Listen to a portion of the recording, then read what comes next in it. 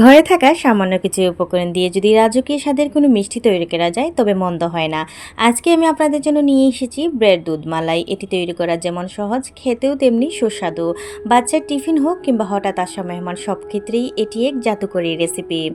আসসালামু আলাইকুম, welcome to my channel. সবাই কেমন আছেন? নিশ্চয়ই অনেক অনেক ভালো আছেন। চলুন দেখা যাক আজকের এই দুধ মালাই আমি কিভাবে বানাই। প্রথমে দেখতে পাচ্ছেন আমি কিন্তু পাতিলে দিয়ে দিয়েছি এখানে পরিমাণ মতো লিকুইড দুধ, দিয়েছি এখানে 1.5 চা চামচের মতো ঘি, এখন দিয়ে দিয়েছি চায়ের দুধ মানে গুঁড়া দুধ, দিয়ে আমি কিন্তু এর ঘনত্বটা তৈরি করার জন্য চেষ্টা করতেছি। এখন দিয়ে দিচ্ছি কিছুটা পরিমাণ সুজি। আপনারা চাইলে সুজি ছাড়াও কিন্তু এই রেসিপিটি বানাতে পারেন, কিন্তু আমার কাছে খুবই ভালো লাগে এবং বাচ্চাদের কাছেও ভালো লাগে। এটা ব্রেডের ভিতরে দিলে অনেক অনেক ইউমে হয়। এখন দিয়ে দিয়েছি কনডেন্স মিল্ক, আর এই কনডেন্স মিল্কটা দিলে অনেক অনেক সুস্বাদু এবং ফ্লেভারটা দারুণ আসে এবং ঘনত্বটা ভারী হয়। এবারে আমি সব উপকরণ একসাথে সুন্দর করে এটাকে রান্না করে নেব। বন্ধুরা, আমার আজকের এই রেসিপিটা যদি আপনাদের ভালো লেগে থাকে এবং কাজে আসে, তবে আমার চ্যানেলটি সাবস্ক্রাইব করে পাশেই থাকার অনুরোধ রইল। আপনাদের একটি লাইক এবং আমার চ্যানেলটা সাবস্ক্রাইব আমাকে নতুন নতুন ভিডিও বানাতে অনেক অনেক উৎসাহ দেয়।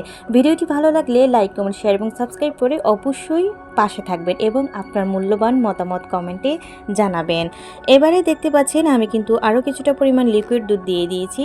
দেন হচ্ছে এখানে আমি 2টা এলাচ দিয়ে দিয়েছি এখানে 3 চামচের মতো চিনি। মিষ্টিটা আপনার স্বাদ মতোই আপনি দিবেন।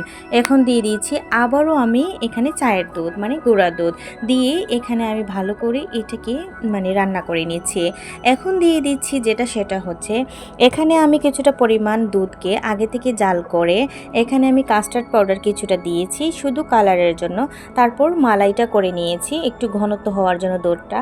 এবারে আমি ব্রেডের সাইডগুলো কেটে নিচ্ছি, আর ব্রেডের সাইডগুলো কিন্তু আমি ফেলবো না, এটাতে কিন্তু আমি সুন্দর করে ব্রেড ক্রামস বানিয়ে নেব। এবারে আমি আগে থেকে যে সুজিটা বানিয়েছিলাম, এবারে আমি কিন্তু একটা একটা করে কিন্তু ভিতরে দিয়ে এরকম সুন্দর করে কিন্তু ভালো করে মোচড় বাঁধতেছি। আপনারা কিন্তু এই কাজটা খুব ধীরে স্থিরে করবেন এবং আস্তে আস্তে করবেন। প্রথমেই কিন্তু পাউরুটিটাকে ভালো করে কিন্তু সুন্দর করে রুটির মতো কিন্তু একটু আস্তে আস্তে জাতা দিতে হবে, যাতে পাউরুটিটা নরম হয়, সফট হয় এবং একটু বড় আকার ধারণ করে।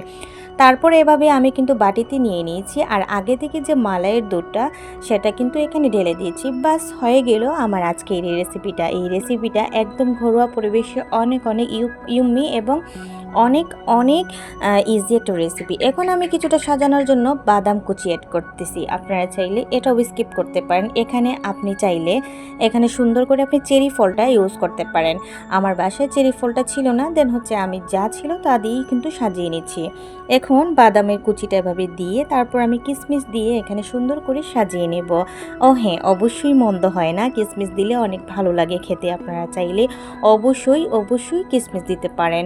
আর এই তো আমার পারফেক্টভাবে রান্নাটা হয়ে গিয়েছে ব্রেড দুধ মালাই। আর এই ব্রেড দুধ মালাইটা অনেক অনেক ইজি এবং আমার বাচ্চারা এটাকে অনেক ইয়ম্মি করে খেয়েছে। তাদের কিন্তু টিফিনেও আমি এই ধরনের রেসিপি দেই। রেসিপিটা আমার হাতে যেই খেয়েছে সবাই বলেছে যে অনেক অনেক ভালো হয়েছে।